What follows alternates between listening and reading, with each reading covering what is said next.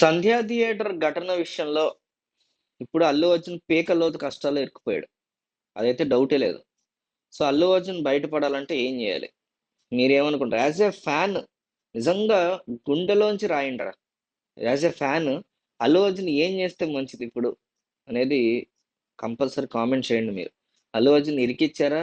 నిజంగానే తప్పు జేశాడా? నిజంగా తప్పు జేశాడు లేదా ఇరికిచ్చారు. ఈ రెండిట్లో ఒకటి కామెంట్ చేయండి. అట్లాగే ఇందులోంచి బయటపడాలంటే అల్లు అర్జున్ ఏం చేస్తే బావుంటుంది? ప్రతి అభిమాని ఎవడైనా సరే మీరు కామెంట్ చేయలేదంటే అసలు మీరు అభిమానులే గాదురా! ఈ వీడియోకి మాత్రం చాలా సీరియస్‌గా చెప్తున్నా. చాలా సీరియస్ వీడియో ఇది.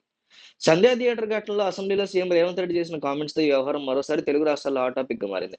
అల్లు అర్జున్ యొక్క అత్యుత్సాహం, పోలీసుల మాట వినకపోవడం వల్ల రేవతి అనే మహిళ చనిపోవడమే కాకుండా ఆమె కుమారుడు చావు బతుకుల మధ్య పోరాడుతున్నారని రేవంత్ రెడ్డి అసెంబ్లీలో వెల్లడించారు. రేవంత్ కామెంట్స్ మీద అల్లు అర్జున్ సైతం స్పందించారు. రీసెంట్‌గా ప్రెస్ మీట్ పెట్టిన ఆయన సీఎం వ్యాఖ్యలు బాధ కలిగించాయని చెప్పారు.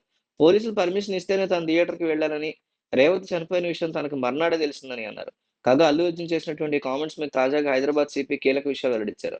ఆ రోజు థియేటర్ వద్ద ఏం జరిగిందో మీడియాకు తెలిపారు. అందుకు సంబంధించిన వీడియో దృశ్యాలను కూడా మీడియాకు చూపించారు. ప్రత్యక్ష సాక్షి డ్యూటీలో ఉన్న చిక్కడపల్లి ఏసీపీ రమేష్ ద్వారా జరిగిన విషయాన్ని వెల్లడించారు. ఏసీపీ రమేష్ ఏం చెప్పారో ఆయన మాటలో విందాం.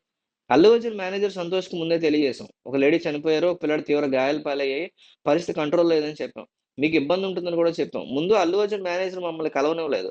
మేము అల్లు అర్జున్‌కి చెప్తామని సంతోష్ అన్నారు కానీ వాళ్ళు వెళ్ళలేదు. అదే సమయంలో మా డీసీపీ సార్ వచ్చారు. డీసీపీ సూచనతో వాళ్ళని నెట్టుకుంటూ నేను అల్లు అర్జున్ వద్దకు వెళ్ళాను. అల్లు అర్జున్ చెవిలో చెప్పా. ఓ లేడీ చనిపోయిందని, పిల్లాడు గాయపడ్డాడని చెప్పా.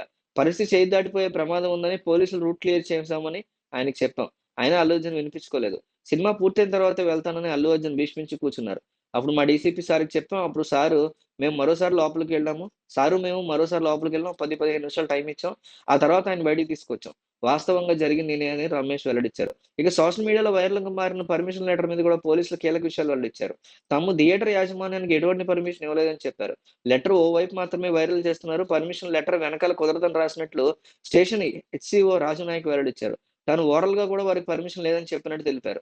సివి ఆనంద్ మాట్లాడుతూ సంధ్యా థియేటర్ ఘటనలో ఇంకా ఏం కాలేదని, ముందు ఇంకా చాలా ఉందని చెప్పారు. కోర్టు కేసులో ఉన్నందున ఇంతకు మించి వివరాలు వెల్లడించలేమన్నారు. పోలీసులు చెప్పిన వివరాల ప్రకారం ఇప్పటి వరకు అల్లు అర్జున్ చెప్పిందంతా అబద్ధమని కొందరు సోషల్ మీడియాలో పోస్టులు కూడా దీనికి సంబంధించి పెడుతున్నారు. అయితే ఇక్కడ అల్లు అర్జున్‌ని కాపాడగలిగేది హరీష్ సాల్వే అనేటువంటి ఒక లాయర్ ఉన్నాడు.